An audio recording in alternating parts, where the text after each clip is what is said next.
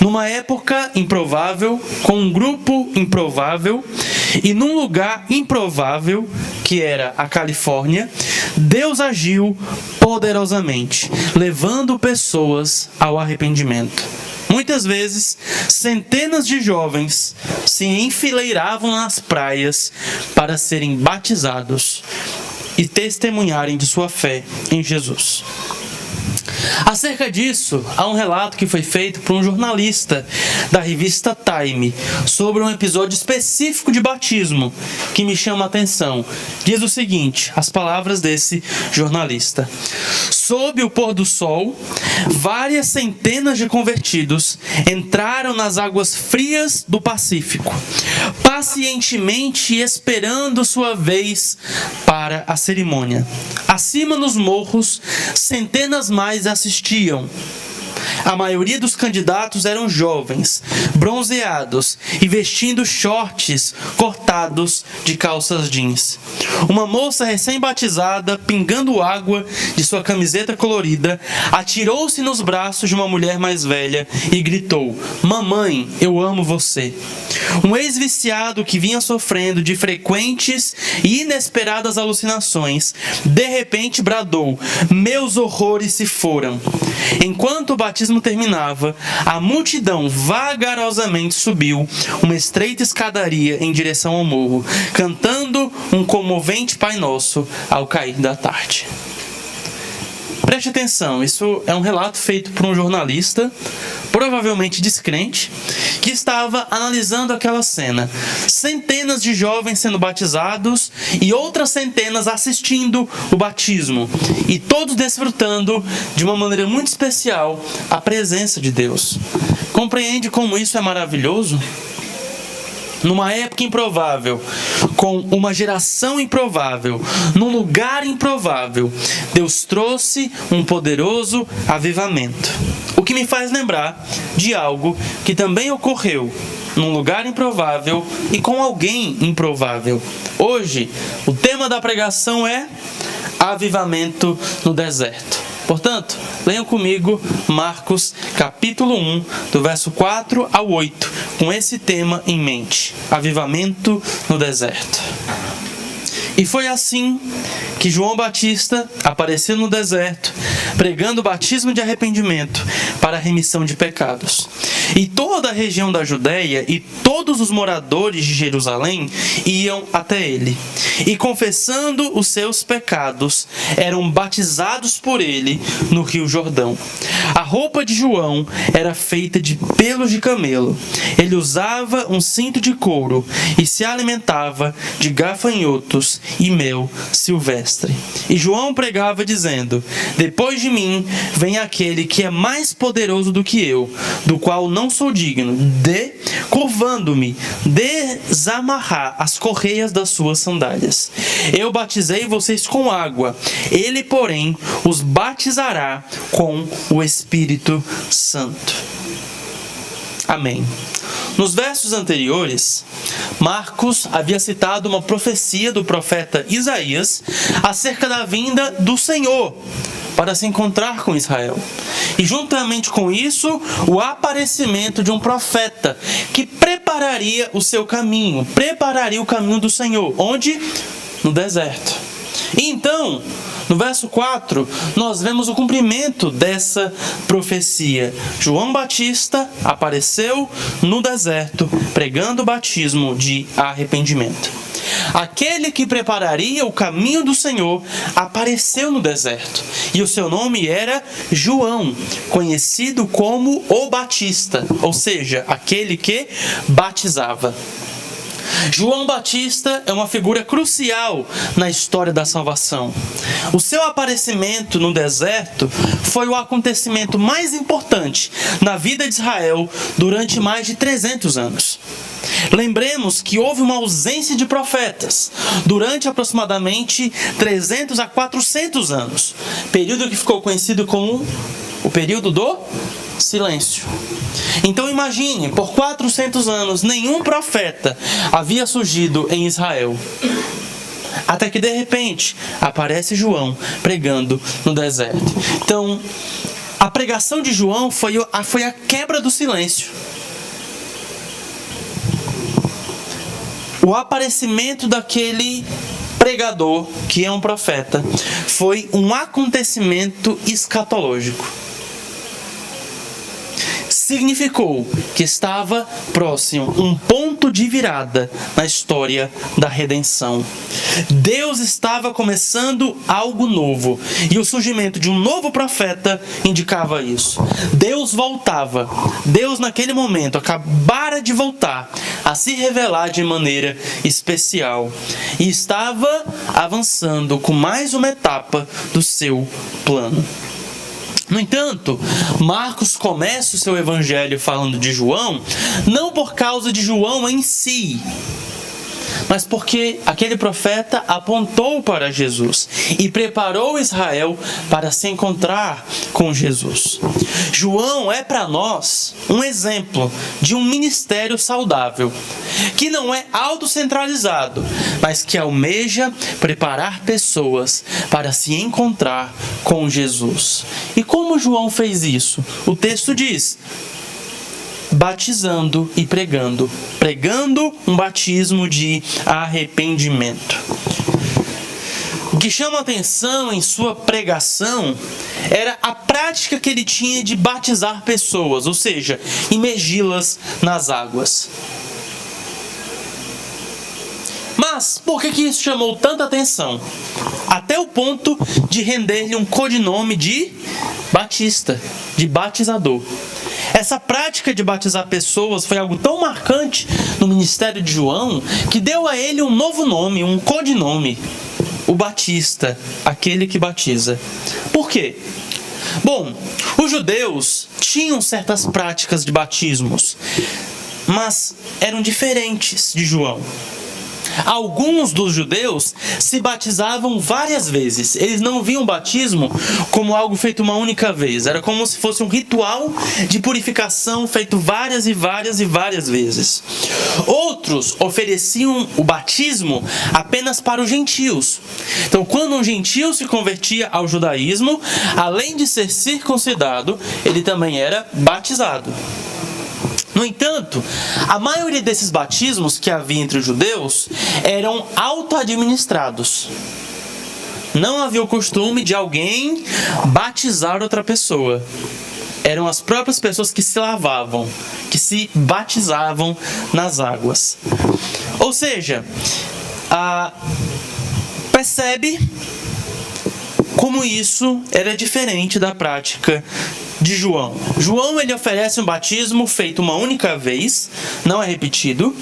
Esse batismo não é apenas para os gentios, eu diria que principalmente nem é para os gentios, mas para os judeus, que não seriam autobatizados, mas sim, João é que iria submergi-los nas águas e tirá-los para fora. O que era um rito de conversão para pessoas fora do judaísmo se tornou uma expressão de arrependimento para os próprios judeus. Olha como isso foi chocante, dramático e chamativo.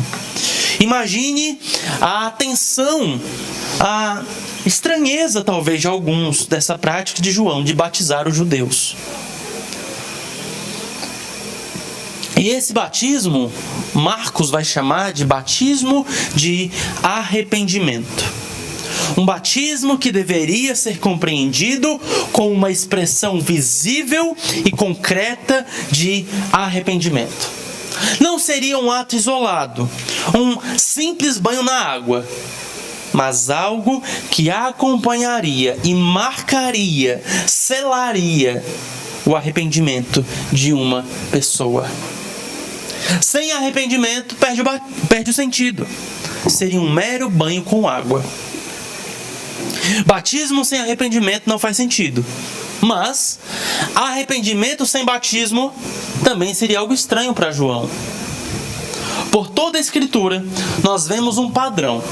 Preste atenção, existe um padrão nas Escrituras. Deus gosta de expressão. Deus gosta de sinais. Deus gosta de tornar concreto aquilo que é invisível. de trazer à luz ao que muitas vezes está escondido. Deus gosta disso. Ele deseja que aquilo que está em nosso coração, em algum momento, se torne visível, saia para fora. Deus deseja que o nosso compromisso com Ele seja público, visível, manifesto, evidente, sinalizado, expresso. Portanto, naquele momento, João, como profeta de Deus, estava indicando a forma do povo de Deus fazer isso e expressar, manifestar e evidenciar seu arrependimento. Seria através do batismo nas águas. Sem isso, o arrependimento seria algo fantasmagórico, invisível, abstrato. Deus não gosta disso. Se há em nosso coração compromisso com Ele, devemos expressar de forma visível e até dramática esse compromisso. E é isso que é o batismo. É uma dramatização da nossa aliança com Deus. Um ato chocante de sermos banhados nas águas por uma outra pessoa, na frente de todo mundo, como uma forma de nos identificar com o propósito de Deus. Então, quando alguém se submetia ao batismo feito por João, essa pessoa estava demonstrando a sua disposição de arrependimento. E o próprio batismo era um sinal de que Deus estava aceitando esse arrependimento e se agradava disso. O batismo era um testemunho de mão dupla, de duas vias. A pessoa testemunhava do seu arrependimento e Deus, por meio do profeta João, testemunhava que aprovava aquela atitude. É claro, isso quando realmente era feito com arrependimento. Porque o papel do batismo nada mais seria do que confirmar o arrependimento dessa pessoa. Era um sinal de confirmação. Apenas isso. Sem arrependimento, seria como um envelope selado, mas sem carta. Não tem sentido. Então, a chave é o arrependimento. E o que seria isso? Arrependimento significa mudança de mente, mudança de opinião, mudança de visão, mudança de disposição do coração. É em seu íntimo se submeter à vontade de Deus e desistir de estabelecer a sua própria vontade. É se render a Deus. Arrependimento é rendição, é sujeição, é entrega, é prostrar o coração diante do trono de Deus e voluntariamente aceitar o governo dele sobre você e desistir do seu próprio governo. E quando João pregava isso para o povo de Israel, naquela situação, havia também um sentido especial de chamado para o povo retornar ao relacionamento original que eles, como nação, tinham com o Senhor. Seria como regressar ao início da história de Israel. Seria como regressar ao deserto. O lugar onde eles se encontraram com Deus pela primeira vez e onde a aliança foi selada. Portanto, João se reúne com o povo em um deserto. E ali, naquele espaço simbólico que ecoava antigas profecias e que os fazia lembrar do caminho que eles trilharam pelo Êxodo, ali João pregava o batismo com água. Assim como o povo saiu do Egito e peregrinou pelo deserto, eles também deveriam agora se separar da corrupção moral e do estado de exílio que assolava a nação de Israel.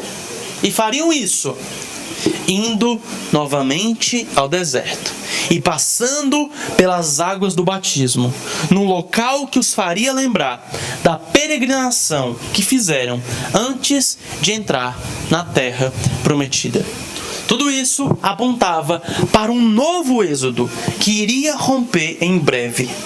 A vontade do povo de regressar ao deserto significava o reconhecimento de que sim, a história de Israel ficou manchada por desobediência e rebelião, mas havia também um desejo de começar de novo, de começar mais uma vez. Ir ao deserto era um sinal de recomeço, um desejo por um novo encontro com Deus.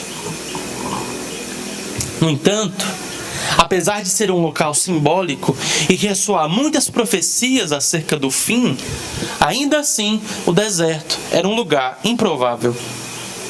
Pense, estava ocorrendo um despertamento espiritual na nação de Israel. Mas o foco desse avivamento não estava nas grandes cidades. Não era ali que João estava pregando. Não era no templo. Não estava sendo encabeçado pelos sacerdotes. Não estava nos palácios de Herodes ou das autoridades romanas. Estava no deserto. Um lugar árido, estranho, seco, improvável. Sendo encabeçado por um homem do deserto. Também improvável. Esse texto é sobre um avivamento improvável no deserto, com um homem também improvável. E João, esse homem, tinha o seguinte alvo: preparar uma comunidade escatológica, uma comunidade do fim dos tempos, para a chegada do reino de Deus. Ou seja, seu objetivo era preparar o remanescente de Israel, moldado por uma forte expectativa acerca do fim, moldados por um desejo e uma espera pelo tão aguardado reino do Messias. A pregação e os batismos apontavam para isso. Eram respostas à vinda do Messias. O movimento de João Batista era um movimento de pessoas que decidiram moldar suas vidas à luz do reino, à luz do cumprimento do plano de Deus. Se o Messias está vindo, eles pensaram, então precisamos nos preparar para recebê-lo. E foi isso que fizeram, indo ao deserto, se arrependendo dos seus pecados e demonstrando esse arrependimento através do batismo. Porque, quando ansiavam pela vinda do reino, aquelas pessoas estavam ansiando por uma nova relação com Deus, uma nova posição diante de Deus. Elas aguardavam o perdão dos pecados. E é disso que fala o texto. João pregava batismo de arrependimento para remissão de pecados, para perdão de pecados. Aquelas pessoas sabiam que tinham quebrado a lei de Deus e precisavam de perdão. Precisavam que o seu relacionamento com Deus fosse restaurado. Essa é a maior notícia do reino: perdão de pecados. Essa é a sua maior necessidade. Você precisa que os seus pecados sejam perdoados. Isso não era algo que João poderia fazer. Não era o batismo que garantia ou efetuava o perdão. Não, o perdão era uma oferta gratuita de Deus, dada àqueles que se arrependiam. A chave é o arrependimento. O povo deveria se arrepender e, pela graça de Deus, iriam receber o perdão de pecados. O batismo nessa equação. O batismo era o sinal visível do arrependimento e também do perdão prometido por Deus. O batismo não era o pagamento do perdão, mas uma nota promissória simbólica, pela qual Deus testemunhava sua fidelidade e confirmava ao povo a sua promessa de que em breve esse perdão seria dado. Aquelas pessoas, quando se arrependiam e eram batizadas, poderiam se alegrar como uma antecipação e já desfrutar disso. Já desfrutar do perdão. Mas o perdão em si, com todo o recheio e com tudo o que o acompanha, ainda era uma realidade que aguardava o aparecimento do Messias. Ele sim seria o responsável de trazer o povo para uma nova relação com Deus e de conceder a elas o perdão. Não era João Batista que efetuava esse perdão, não era o batismo que ele realizava que efetuava o perdão, mas aquele que viria, para o qual ele preparava as pessoas, é que daria a elas o perdão. No entanto, qual era a importância daquele movimento ali de João Batista? A importância é a seguinte: se arrependendo dos pecados e aceitando o batismo, as pessoas estavam se preparando para encontrar-se com aquele que iria finalmente perdoá-las. O arrependimento delas naquele momento, era o meio pelo qual elas receberiam o perdão quando o Messias chegasse. E o batismo era o selo disso. A nota promissória simbólica que confirmava a promessa de Deus. Então, quando o verso 4 fala batismo de arrependimento para a remissão de pecados, o significado é o seguinte. O significado disso é o seguinte: o reino está chegando. O Messias está para aparecer. Quando isso acontecer, Ele vai perdoar nossos pecados e nos levar para uma nova relação com Deus. Precisamos nos preparar para isso. Como? Nos arrependendo. E o batismo serve como sinal do nosso arrependimento e como selo desse perdão. Ou seja, uma nota promissória simbólica que Deus oferece como testemunho de sua fidelidade. O batismo não perdoava os pecados, mas, como um sinal, assegurava o povo de que Deus, na pessoa do Messias, em breve iria perdoar. O arrependimento era o meio para o perdão, e o batismo era o sinal do perdão. Perdão que foi antecipado naquele momento, que eles já poderiam desfrutar de alguma forma, mas perdão que foi finalmente entregue quando o Messias, Jesus, apareceu em Israel. Jesus não apenas anunciou o perdão dos pecados, ele realmente perdoou pecados. Em Marcos capítulo 2, verso 10, Jesus diz a um paralítico que tinha autoridade para perdoar pecados. E nesse mesmo contexto, ele prova que está perdoando os pecados daquele homem, confirma isso através de uma cura da enfermidade daquele homem, como um sinal visível do perdão invisível. O perdão esperado por aqueles que foram batizados por João Batista finalmente chegou com Jesus. Ele é o perdoador. Se você precisa de perdão, vá até Jesus e encontre esse perdão.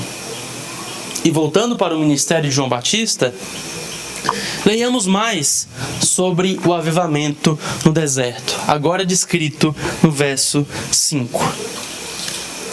E toda a região da Judeia e todos os moradores de Jerusalém iam até ele, e confessando seus pecados, eram batizados por ele no rio Jordão.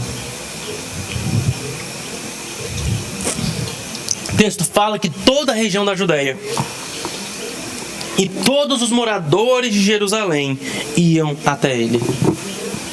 Nós vemos que o povo de Israel foi profundamente impactado por aquele movimento de pregação encabeçado por João Batista. Aqui há uma hipérbole no texto. Obviamente, Marcos não está nos dizendo que literalmente cada pessoa em Israel foi até João para receber o batismo. Nós vemos que os fariseus resistiram a João, por exemplo. Mas, quando ele fala dessa forma ampla, toda a região da Judeia e todos os moradores de Jerusalém, Marcos está aqui colocando uma ênfase. Era uma grande quantidade. Era muita gente. Gente de todo Israel. Algo surpreendente. Um impacto poderoso. Um despertar espiritual na nação de Israel. Um avivamento no deserto. E as pessoas iam até João e faziam o quê? Confessavam os seus pecados. Havia um reconhecimento verbal e audível dos seus pecados. Elas nomeavam o que tinham feito de errado e mostravam para todos o que tinha de errado lá. Elas tiravam suas máscaras e gritavam para o mundo: eu sou um miserável pecador e preciso desesperadamente da graça de Deus. Isso é tocante, belo, e de fato demonstrava que todo aquele movimento, que toda aquela bagunça santa vinha de Deus. Uma das marcas que acompanha um genuíno avivamento é a confissão de pecados. Deus é santo. E quando Ele age em alguém, há arrependimento público, há confissão de pecados. Quando Deus age numa nação, multidões inteiras vão bradar a plenos pulmões seus próprios pecados e irão lamentar por eles diante de Deus e diante do povo de Deus. Isso aconteceu com o povo que ia até João. É o que o texto diz. Eles eram batizados enquanto confessavam publicamente os seus pecados. Imagine isso acontecendo naquele deserto. Que cena maravilhosa. Tente imaginar a cena. Um filho gritando para todos saberem que ele era rebelde e não respeitava seus pais. E naquele momento queria se reconciliar com eles. Ou, a poucos metros, um homem gritava que roubava seus conterrâneos. Era um publicano e cobrava mais impostos do que devia para juntar para si mesmo. E ali tomava a decisão de devolver tudo o que havia roubado. E na mesma hora, uma moça vem chorando e assume que estava envolvida com prostituição. E também naquela mesma hora, assumia o compromisso de abandonar esse pecado. Imagine cenas como essa acontecendo, pipocando, com centenas e milhares de pessoas que iam até João no deserto. Isso é um despertamento espiritual. Isso é, de fato, um avivamento. E nós, como igreja, que vivemos depois da primeira vinda de Jesus, com todos os eventos que inauguraram o reino e a nova aliança, também podemos e devemos praticar a confissão pública uns aos outros. Isso tanto é sinal de um verdadeiro arrependimento, como também nos ajuda a desfrutar do perdão de Deus de uma forma especial, de uma forma concreta e coletiva. Isso faz muito bem para a comunidade. Portanto, tenhamos uma coragem santa. Deixemos as máscaras caírem e comecemos a confessar os nossos pecados uns aos outros. Somos um grupo de pecadores arrependidos. Então, embora tenhamos vergonha dos nossos pecados, não precisamos ter vergonha de contá-los aos nossos irmãos. Devemos sim ter vergonha dos nossos pecados, mas não ter vergonha de contá-los aos nossos irmãos. Na verdade, a própria confissão é um sinal de que estamos crescendo e que somos de fato o povo do reino.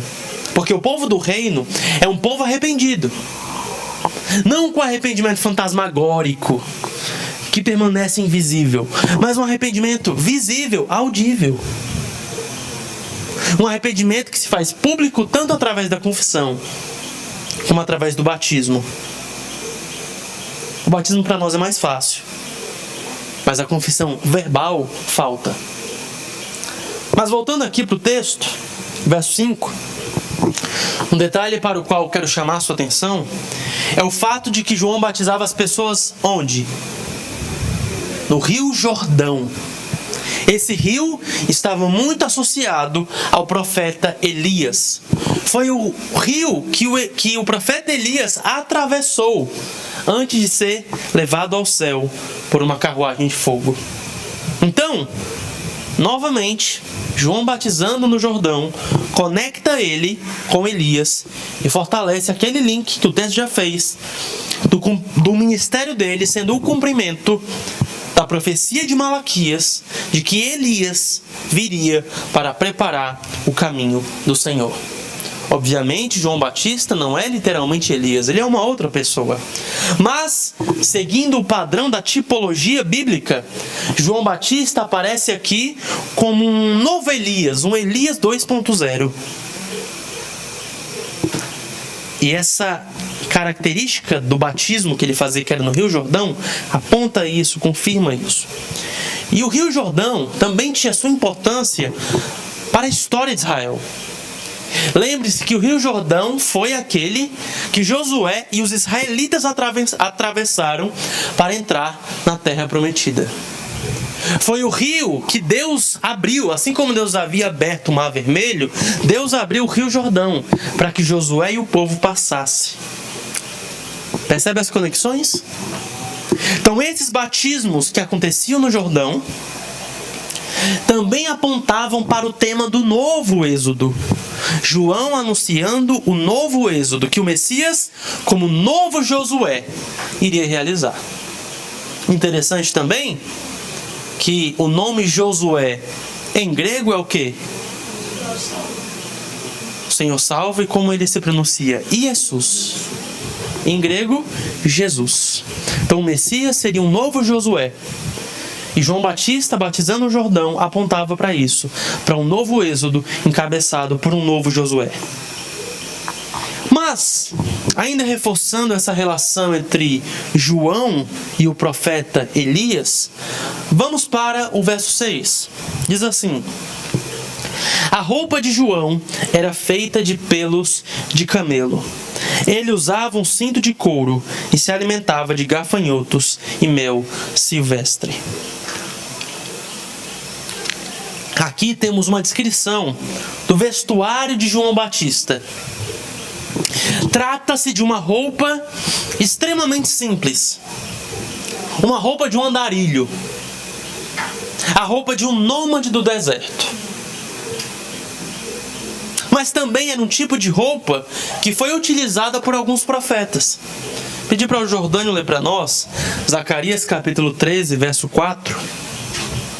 Naquele dia se sentirão envergonhados os profetas, cada um da sua visão, quando profetiza. Nem mais se vestirão de manto de pelos para enganar.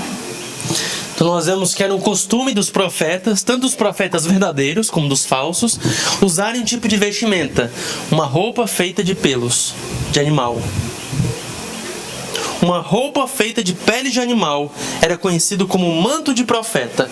Era uma roupa típica usada por profetas. Era a moda dos profetas.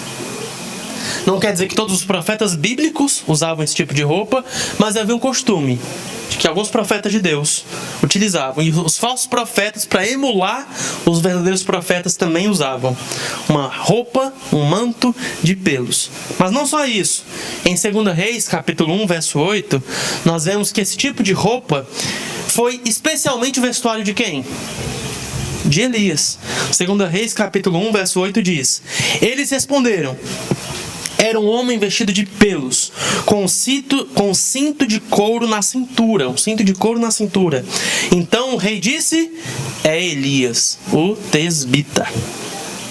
Então, imagina, quando as pessoas viam João com a mesma roupa, com a roupa de um manto de pelo de animais, com esse cinto de couro, elas associaram quase que imediatamente o ministério dele com o ministério do profeta Elias.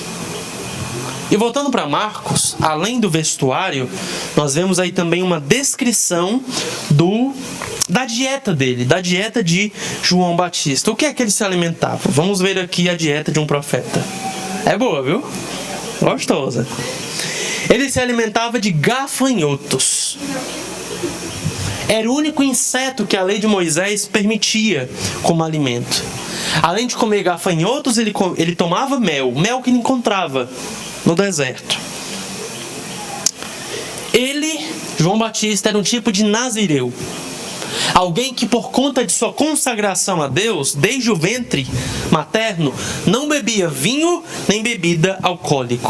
E tinha uma lista de alimentos bem limitados, bem restrita. Tudo isso expressando sua consagração a Deus. Entenda, essa dieta de João não é um modelo para nós. Isso fazia parte de um chamado específico de Deus para ele.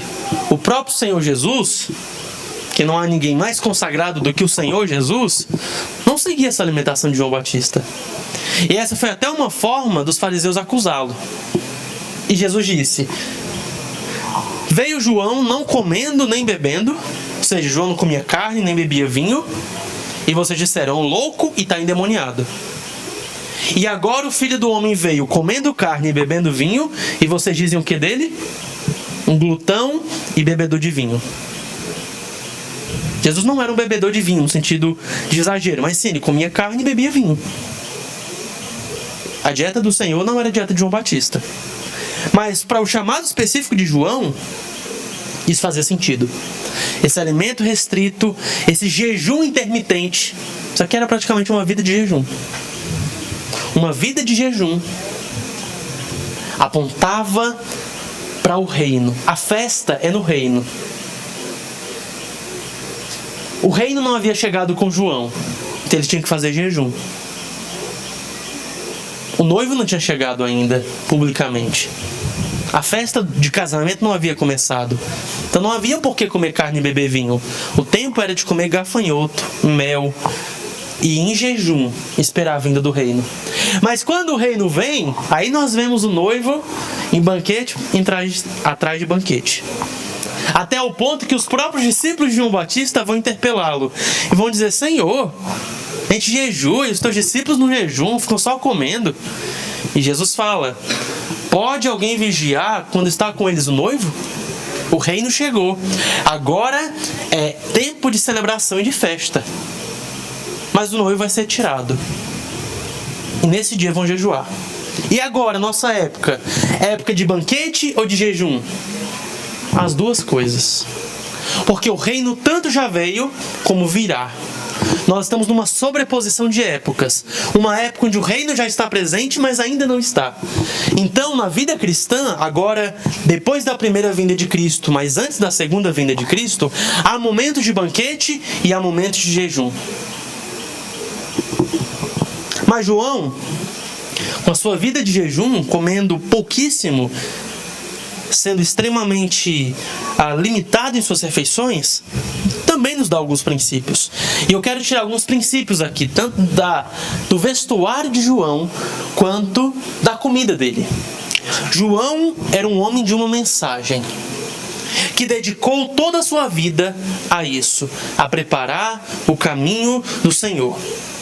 Ele não se preocupava com luxos, não vivia atrás de modismos, não se importava tanto com a sua aparência. Ele não tinha uma roupa muito bonita. Ele se vestia como alguém relativamente estranho. Ele era um homem que vivia literalmente à margem da sociedade. Ele vivia no deserto, vivendo como um andarilho, como um sem-teto, se alimentando das coisas mais simples que ele encontrava. Ele não tinha dinheiro, ele não tinha uma casa, nem roupa ele tinha direito. A roupa que ele tinha era de algum animal que ele achou e pegou ali de uma forma muito grosseira, fez uma roupa para ele se vestir. Era alguém extremamente simples, que se vivesse hoje, tenha certeza que seria extremamente odiado pela nossa sociedade. A nossa cultura não suporta tanta simplicidade. Nós somos treinados desde cedo a vendermos a nossa imagem. E se ganhamos um dinheirinho a mais, os primeiros investimentos geralmente serão para melhorar a nossa imagem, para ficarmos mais bonitos, para usarmos uma roupa mais legal. Vamos comprar roupas cada vez mais caras e vamos buscar cada vez mais luxo. Entenda, uma roupa bonita ou cara em si não é pecaminoso. Mas olhando para João Batista, nós vemos que um povo agarrado ao reino e que prepara o caminho para a segunda vinda do Senhor, não pode se apegar ao luxo e precisa estar disposto a fazer renúncias por causa do rei. O povo do reino não pode ser conhecido por sua opulência. Não é visto pelo quanto esbanja. É um povo que deve estar disposto a vestir roupas toscas e extremamente simples, se isso for necessário para o avanço do reino. Um povo que não tem medo de ser estranho. Um povo que não tem medo de ser chamado de louco. Louco de Jesus. O povo do reino não está agarrado à sua própria imagem. Não está preocupado em seguir a moda. É um povo simples.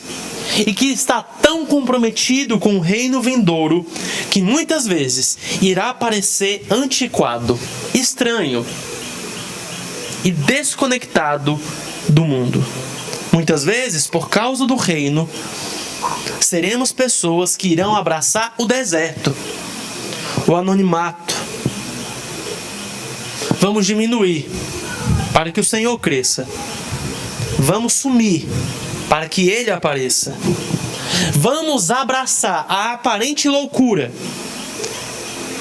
Viveremos intensamente por Jesus nesse mundo, até o ponto em que as pessoas olhem para nós e digam: tá aí um louco.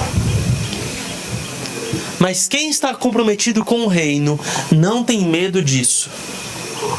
Veste até um macacão de pelo de camelo e passa a vida comendo gafanhoto, se isso for útil para o reino. E João era comprometido com o reino porque tinha uma visão correta e grandiosa do rei. Ele ansiava pelo rei desse reino. Leia comigo o verso 7. E João pregava dizendo: depois de mim vem aquele que é mais poderoso do que eu, do qual não sou digno de, curvando-me, desamarrar as correias das suas sandálias.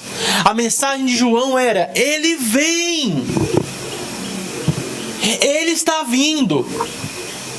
Isso era tudo o que João tinha a dizer.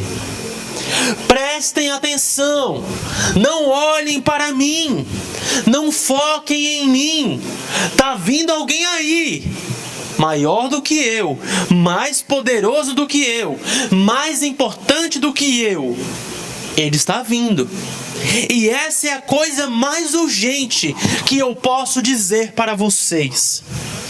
Eu vivo para isso, para anunciar que Ele vem. É sobre Ele que trata a minha vida e o meu ministério. E para expressar isso, para que as pessoas entendessem o valor daquele que estava chegando depois de João, João faz uma comparação. Ele diz: eu não sou digno, eu não tenho moral, eu não tenho cacife para colocar o rosto no chão e desamarrar as sandálias dele. Tamanha sua grandeza. O que João estava dizendo com isso? Tirar as sandálias dos pés de alguém era visto como a tarefa mais humilhante que um escravo poderia fazer. Até o ponto que os escravos hebreus, os judeus que eram escravos, eles eram desobrigados de fazer isso. Era algo tão humilhante que um escravo hebreu, ele não era obrigado a tirar as sandálias do seu senhor, porque isso era humilhação no nível máximo. Era a pior coisa que um escravo poderia fazer. Então, dizia João, imagine só: diante dele eu não sou digno de realizar a tarefa mais servil, mais humilhante, mais degradante. Eu não sou digno de ser o servo mais baixo dele. Eu, João, não sou digno de ser o menor dos servos dele.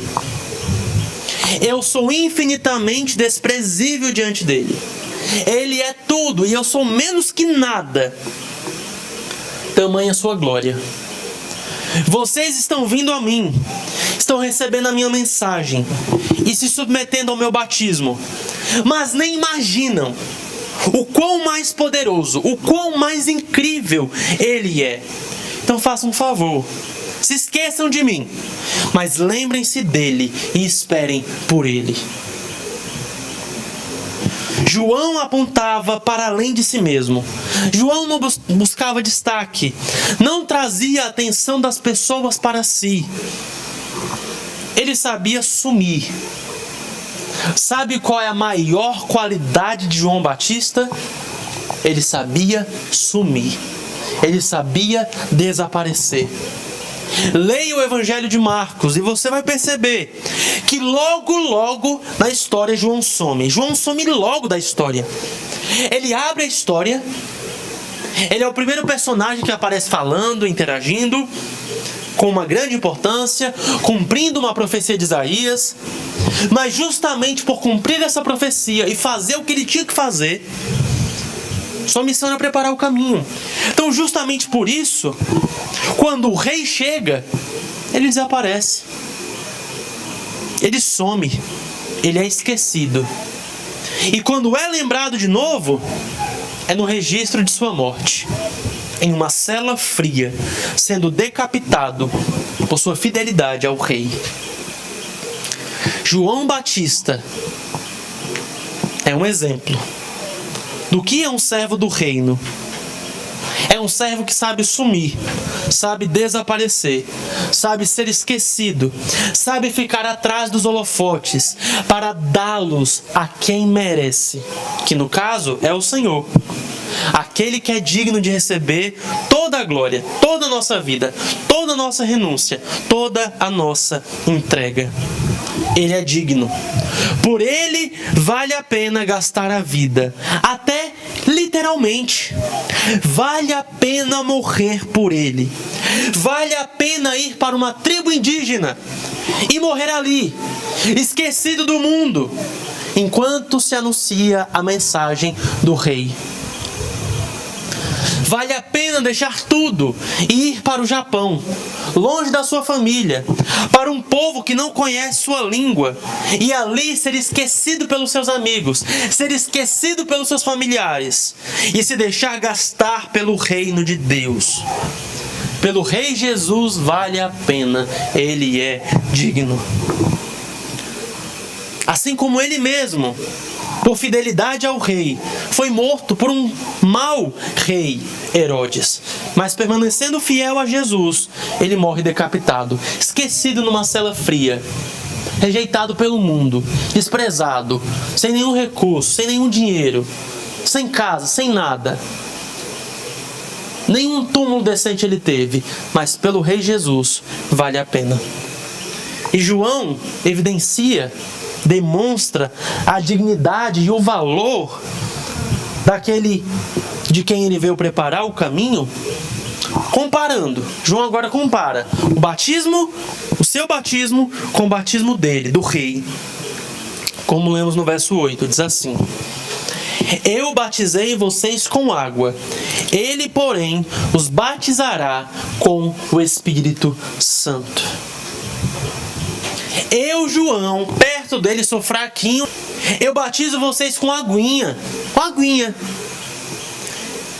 e ele vai imergir vocês no Espírito Santo.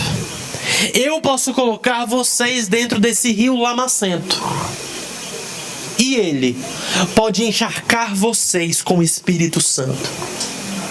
Ele é muito superior do que eu. E isso se demonstra nos diferentes tipos de batismos que nós realizamos. Vocês não podem nem me comparar com ele. Eu só posso batizar vocês com água. O batismo dele é infinitamente superior. Não é com água, é com o próprio Espírito Santo. Marcos, ao descrever essas palavras de João, apresentam para nós João como alguém que ainda fazia parte da velha aliança. Assim como Moisés preparou o povo para a entrada na terra prometida, mas ele mesmo não entrou, Assim também João preparava o povo para a chegada do tempo do reino, mas ele mesmo ainda não fazia parte dessa época e dessa realidade que é o reino de Deus. Por quê? João coloca o batismo com o Espírito Santo como algo ainda futuro em relação a ele, que viria em breve, mas futuro. Lembre-se que o derramar do Espírito Santo sobre o povo era o cumprimento, ou seria o cumprimento das profecias feitas por Isaías, Ezequiel e Joel. O derramar do Espírito, que João chama de batismo com o Espírito, é o que marca a chegada dos últimos dias. É o que oficializa o início do reino. João não traria isso. Ele nem mesmo tinha experimentado isso ainda. Seu batismo era apenas um sinal visível para uma obra invisível de uma obra invisível que o Messias ainda faria.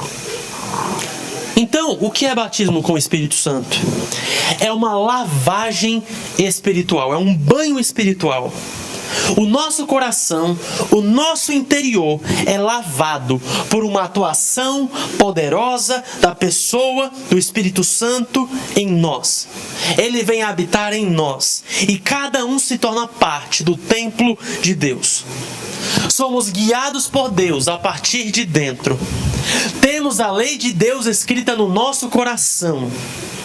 Recebemos poder para servir a Deus e temos comunhão plena com Deus, porque agora, na pessoa do Espírito Santo, Deus habita conosco, em nós, e temos pleno acesso à sua presença. Ser batizado com o Espírito Santo é o maior privilégio que alguém pode receber. E a boa notícia é que esse batismo é um dom, é um presente concedido a todos os crentes que estão na nova aliança.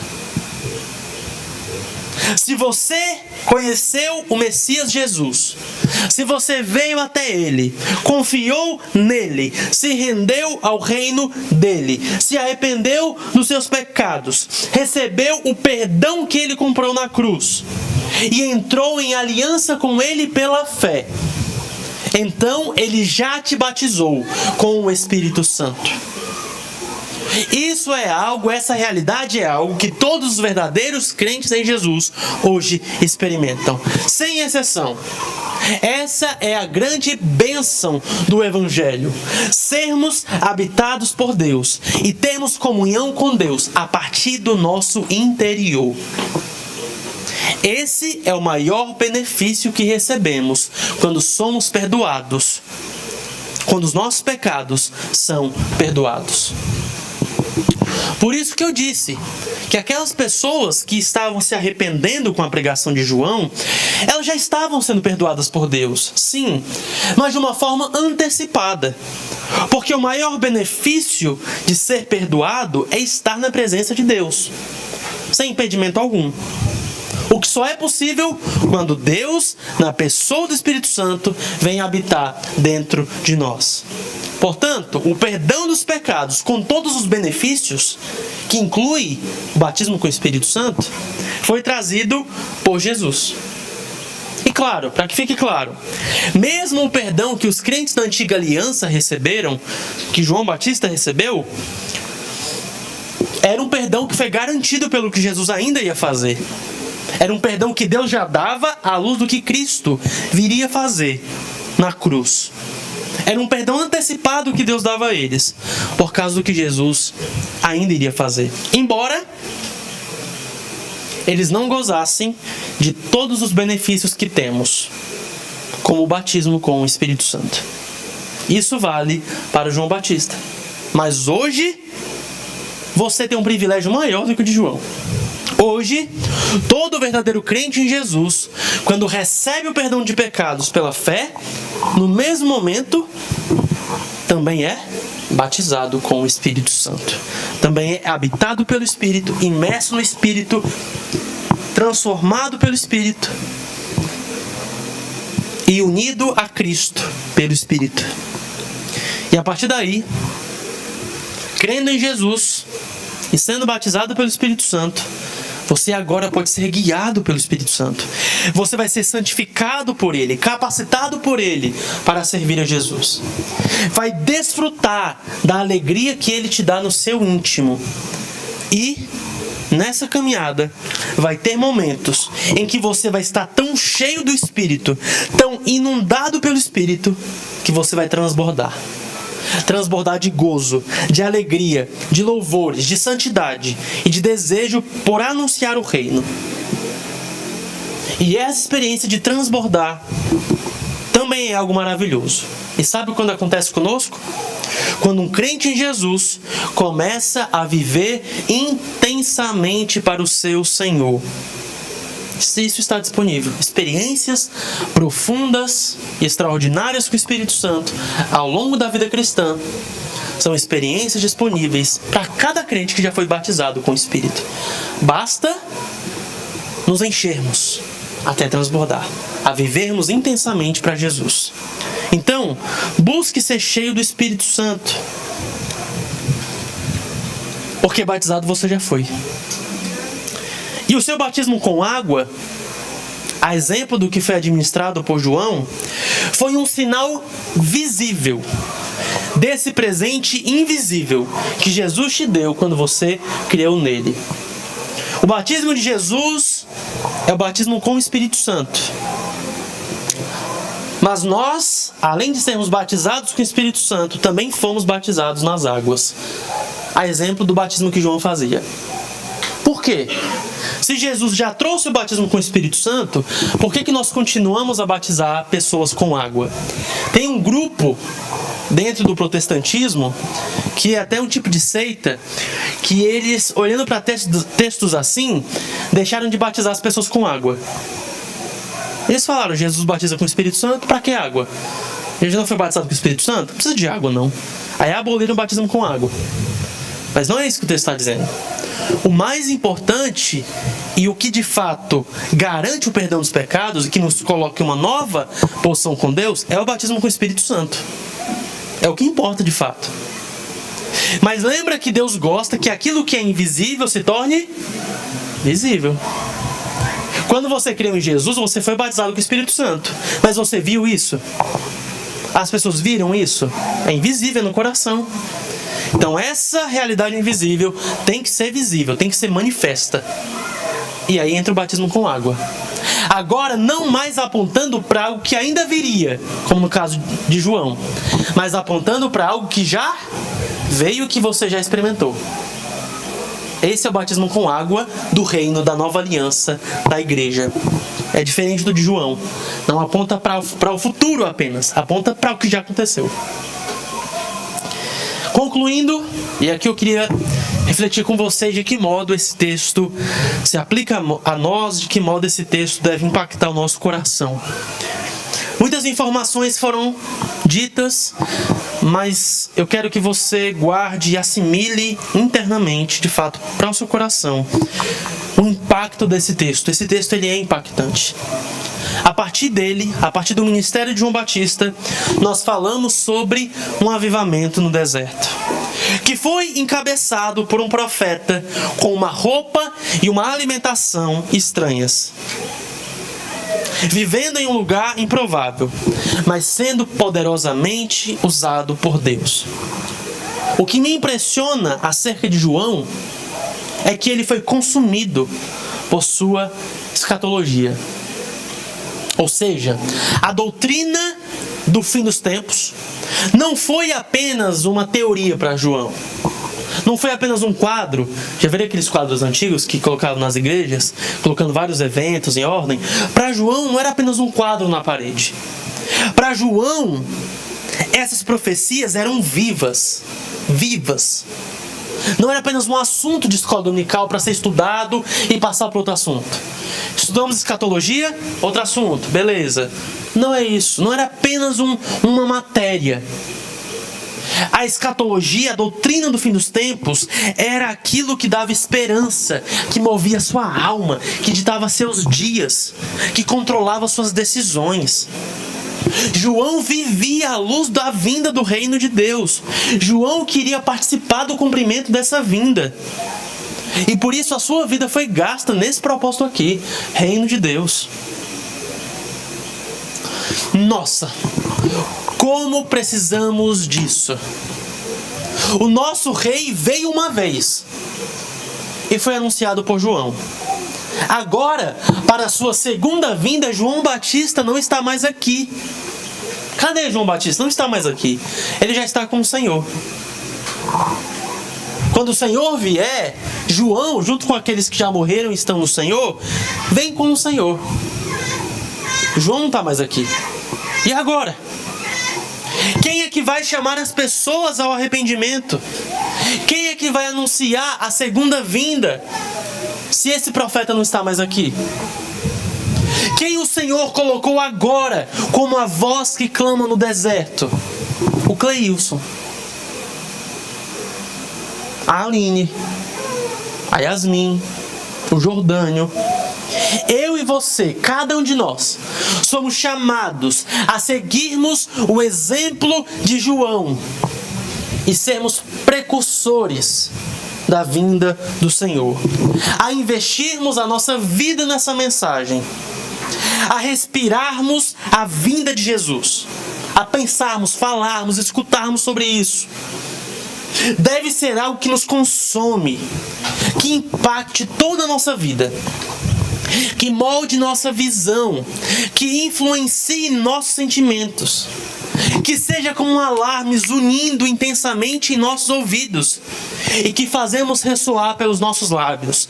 Ele vem, Ele vem. Prestem atenção, Ele vem.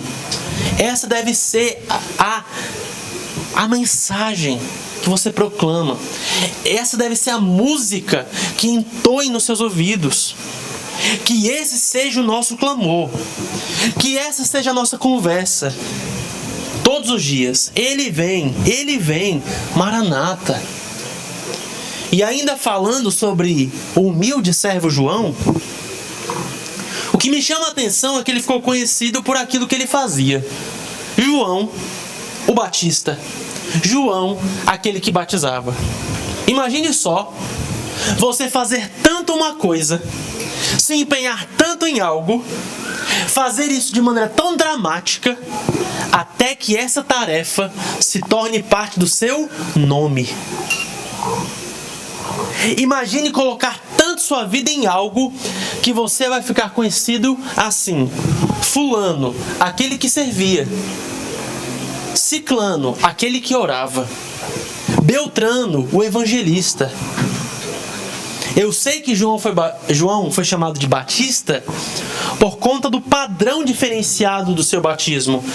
Mesmo assim, me chama a atenção, como em todos os relatos do seu ministério, a sua tarefa de batizar sempre é proeminente.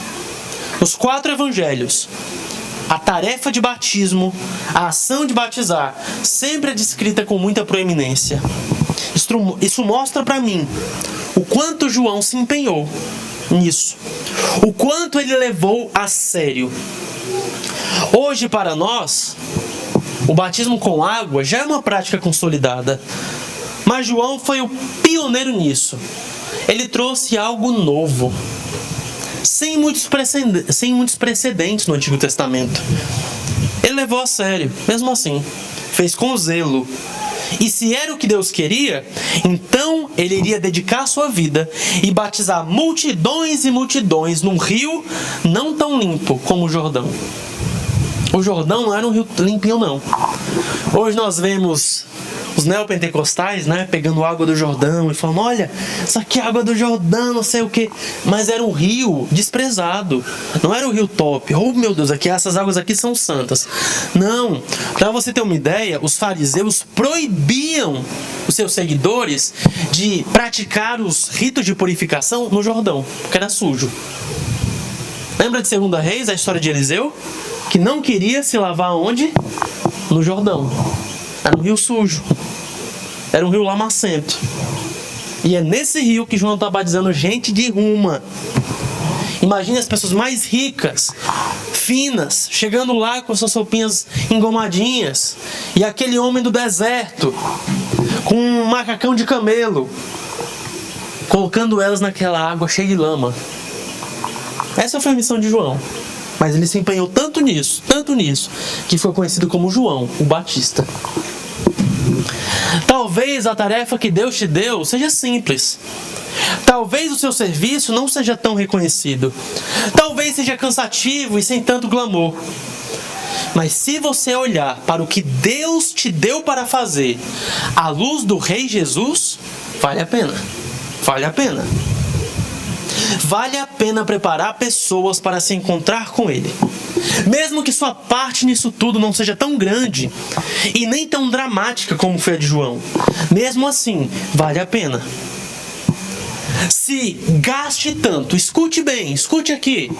Se gaste tanto no serviço do reino, leve tão a sério o seu chamado, até que isso consuma você e faça parte de quem você é. Se João era João o Batista, seja você o fulano evangelista, a fulana da oração, o Beltrano da contribuição, o Zezinho do aconselhamento, a irmãzinha da hospitalidade. Enfim, que o serviço do reino esteja grudado na sua história. Que seja impossível falar de você sem falar também sobre o que você fez para o seu Senhor. Você pegou isso aqui? É impossível falar de João Batista sem falar do que ele fazia. Porque o serviço dele ao reino estava grudado em quem ele é, grudado na história dele. Onde começava João e onde terminava a sua pregação, é difícil separar as coisas. João era a sua pregação. João encarnou o seu chamado. Ele era a voz do deserto. Ele não tinha apenas uma voz, ele não apenas falava, ele era a voz clamando no deserto. Ele encarnou o seu chamado, até o ponto de ser chamado pelo que ele fazia, João Batista. Imagine você ser assim também. Imagine daqui a alguns anos, se o Senhor não voltar ainda, e que volte o mais breve possível, mas daqui a 10, 15 anos, se o Senhor não voltar, imagine aqueles que irão comentar de você. Ou daqui a 20, 30, 40 anos, quem era fulano? Fulano era aquele que se dedicava no louvor. Ciclano era aquele que amava ensinar a palavra. Aquela irmãzinha era a irmã da oração. Era a irmã da hospitalidade. Era a irmã do discipulado. Aquele irmão era o irmão que gostava de arrumar as coisas. Imagine você ser conhecido pelo seu serviço a Deus. Assim foi João, assim deve ser conosco também. E sobre avivamento, que é o tema da pregação de hoje, pense o seguinte: Deus fez um avivamento no deserto. Deus fez um avivamento no deserto. Também acho que Ele pode trazer um avivamento para o Siqueira.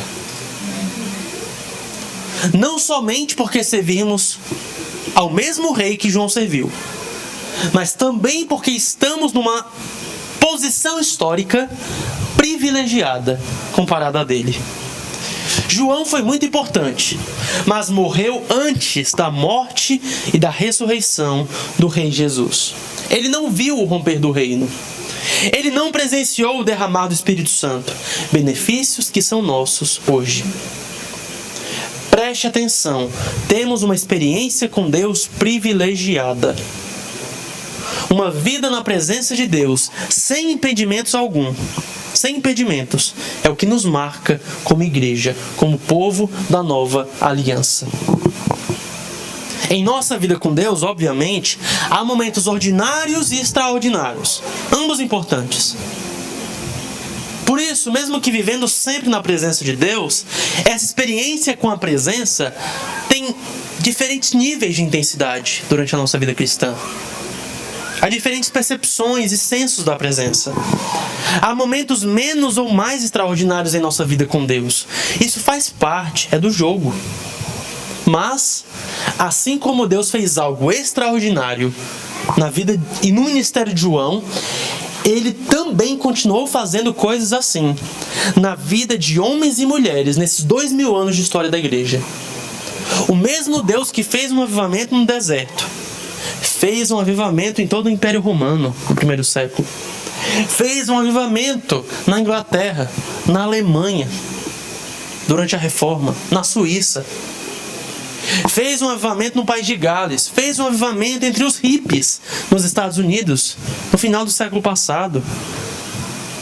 Então, quando olhamos para esse avivamento no deserto, também podemos e devemos desejar um avivamento para o Siqueira, para Fortaleza, para Maracanaú. E agora, em relação a João, um avivamento que tem uma porção especial do Espírito Santo, porque já estamos na época do reino. Portanto, ore por um avivamento, por ver arrependimento dramático, por ouvir confissões públicas de pecado em nosso meio, por ver multidões se reconciliando com Deus e se preparando para a segunda vinda do Senhor Jesus. Sonhe com isso. Não podemos produzir um avivamento e devemos viver a normalidade da vida cristã da mesma forma como viveríamos se estivéssemos no meio de um avivamento. O que é até uma forma de expressarmos nosso desejo por isso. Então, como viveremos na rotina diária, mesmo se Deus não mandar um avivamento para o Siqueira? Como viveremos enquanto desejamos um avivamento? Ou como viveremos no meio de um avivamento? Da mesma forma, nas três opções. Sendo precursores do reino, sendo consumidos pela mensagem da vinda do Senhor, e sendo fervorosos de espírito, servindo ao Senhor. Mesmo que o mundo esteja desabando ao nosso redor, mesmo que ao nosso lado centenas estejam se esfriando, mesmo que haja apostasia à nossa volta, mesmo assim, mesmo nos dias mais difíceis, mesmo nos devocionais em que não choramos e nem sentimos nada, seja qual for a situação, estamos seguros e consumidos pela mensagem do reino, consumidos como tochas que queimam sem se apagar, como saças que não se consomem, como incensários com um incenso inesgotável. Estamos dizendo: Maranata, vem Senhor Jesus. E essa oração, que é a mais crucial, não nos impede, escute bem, não nos impede de orarmos também: Senhor, concede-nos hoje sinais do Teu reino em nosso meio e aviva-nos. Nos deixe desfrutar hoje de uma antecipação do mundo vindouro, através de um poderoso avivamento em nossa região. Faz isso, Senhor, é o que pedimos. Como o Senhor fez no deserto da Judeia, faz nos desertos do Brasil, do Ceará e de Fortaleza, até que o Senhor venha. Amém, amém. Que Deus abençoe. Meus irmãos, nós